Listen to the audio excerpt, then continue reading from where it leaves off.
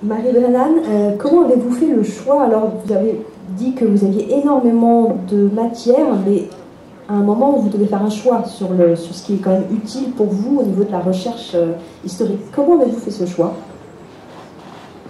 It is true that it's difficult. You can easily bury yourself under a mountain of facts and lose track of your story in so doing. Or just use it as a way to procrastinate of, oh, I can't start writing yet. I haven't yet figured out what style of footwear was in fashion that summer. You can use it for a long time to put off actual work.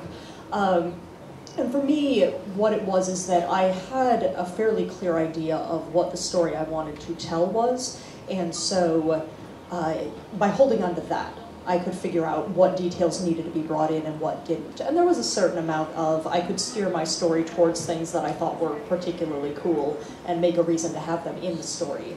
But you know, I feel like the research, the job of that was to kind of map the field for me, and then I could choose a path to walk through it, rather than feeling like I needed to hit every single blade of grass on my way to the end of the story.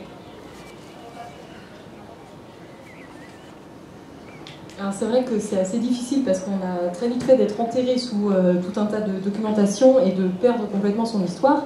Ou alors c'est un très bon prétexte pour la procrastination, c'est-à-dire « Oh ben non, ben je ne peux pas écrire aujourd'hui parce que j'ai pas encore cherché ce qui portait comme chaussure à l'époque. Donc bah non, je peux pas. » Donc moi personnellement j'avais vraiment une bonne idée de l'histoire que je voulais écrire et j'ai essayé de m'y tenir. Du coup j'avais besoin de certains détails que j'allais chercher. Après quand je faisais des recherches et je trouvais qu'il y avait un détail qui était cool à l'époque, ben, du coup j'essayais de me débrouiller pour que ça rentre dans l'histoire quand même. Mais en fait mes recherches pour moi c'était vraiment une façon de cartographier un peu le monde et après choisir un chemin sur lequel avancer plutôt que d'essayer de marcher sur chaque bout d'herbe de la carte. It was both helpful and dangerous to me that I had access to a very good university library while I was writing these, because then all kinds of historical things available to me, but it did trigger the impulse of, but I must know everything. I found at one point a book that listed every single alderman, which is a type of city councillor, every alderman in the city of London from, I think, the 12th century onward, which meant I could look up exactly who was the alderman of each part of the city of London in the year that I was writing. And that was the point where I just thought, no, put the book down, back away. Nobody is going to point out that you got it wrong if you name somebody who wasn't really an alderman in that year. Alors ça m'a à la fois aidé, ça a été très dangereux pour moi qu'à cette époque j'avais accès à une bibliothèque d'université qui était très bien fournie et du coup j'avais un peu l'impression qu'il fallait absolument que je sache tout sur cette période. Et un jour j'ai trouvé un livre qui répertoriait tous les conseillers de la ville à partir du XIIe siècle, donc de la ville de Londres. Et je me suis dit, ah, c'est génial, comme ça je peux vraiment avoir le bon nom, mais pour chaque partie de Londres et tout.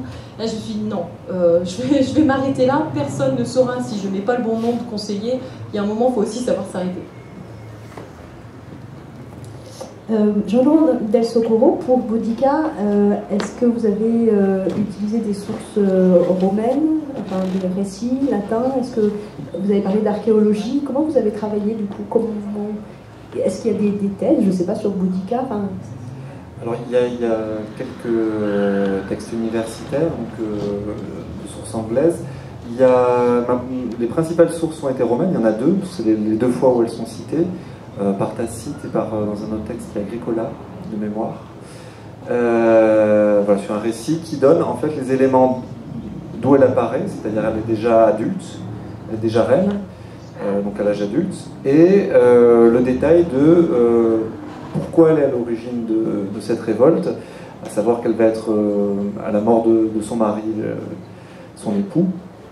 Le régime romain en place ne va pas respecter son agrément, va tenter de prendre le pouvoir sur le royaume mycène, évidemment elle va s'y opposer, elle va être fouettée en place publique, ses filles vont être violées, il va y avoir des exactions vis-à-vis d'elle et de son peuple. Voilà, c'est ce qui va faire que du coup elle va prendre les armes et se révolter.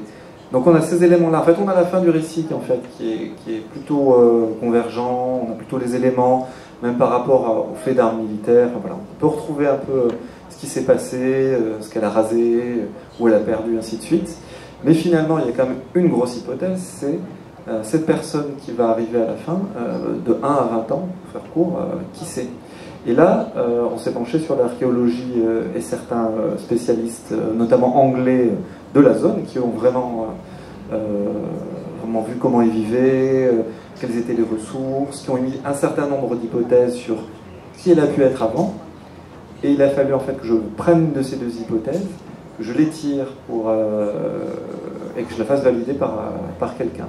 Les deux hypothèses étant, elle aurait pu être ce qui a été le choix du roman, elle-même héritière, parce qu'on pouvait être héritière d'un titre chez les Icènes, elle-même reine, et donc voilà, une alliance de clans se met en place.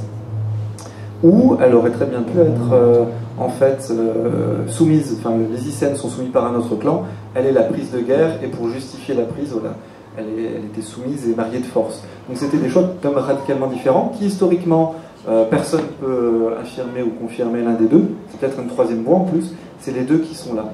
Donc c'est en prendre une, c'est une reine, qui a les pleins pouvoirs, voilà, d'où elle hérite, on voit les noms qui sont à côté, et on émet une hypothèse, en creux en fait, des théories qui sont ça, et tout ça est validé. Et là encore pour la petite histoire, le premier jet du texte, en fait a été en partie invalidé par le relecteur historique, qui m'a dit voilà, il y a des choses, c'est pas possible, qui étaient plutôt assez fondamentales dans le texte, et par des relecteurs qui avaient une connaissance, on va dire, du monde celte, qui, notamment au vu de certains choix, je vais dire, dramaturgiques, aussi ont invalidé certains passages, ont émis des grosses réserves sur des passages ou des approches que j'avais du monde celte.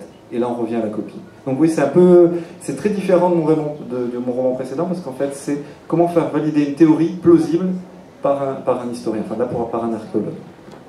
Et du coup, on suit toute sa formation, son apprentissage, son éducation. Là-dessus, vous avez donc inventé, on va dire, mais fait vivre le personnage aussi grâce à ça. Alors après, ça a été un truc qui est intéressant, c'est-à-dire, on savait que c'était le clan le plus puissant, parce qu'on sait que les Icènes étaient les plus puissants parmi un des plus puissants et des plus riches. On sait que c'était par rapport à la richesse et leur orfèvrerie. Donc là, on arrive à tirer des liens, c'est l'orfèvrerie. Il y a des particularités a priori qui étaient données chez les Icènes. On sait qu'ils se battaient au bouclier et que c'était les femmes qui initiaient les plus jeunes aux armes. Donc les femmes étaient initiées très tôt aux armes. Pareil. Donc du coup, Boudica, très clairement, elle est initiée aux armes très tôt. Elle est initiée au bouclier et ça donne tout de suite cette couleur-là. C'était peut-être pas ça, c'est très plausible quand même sur les théories. Et c'est à ce moment-là en Angleterre. Vous descendez de l'autre côté de l'île ou même en Gaule, on est sur des choses totalement différentes. On est en retard par rapport, entre guillemets, à la Gaule. On a encore des combats, par exemple, qui sont faits sur des chariots de guerre, ce qui n'existe plus en Gaule. Donc voilà, il y a plein de petites spécificités qui fait que, en fait, en creux, sans dire, voilà, on va commencer à pouvoir créer le personnage à travers des habitudes sociales, des habitudes techniques, et ainsi de suite. Ouais.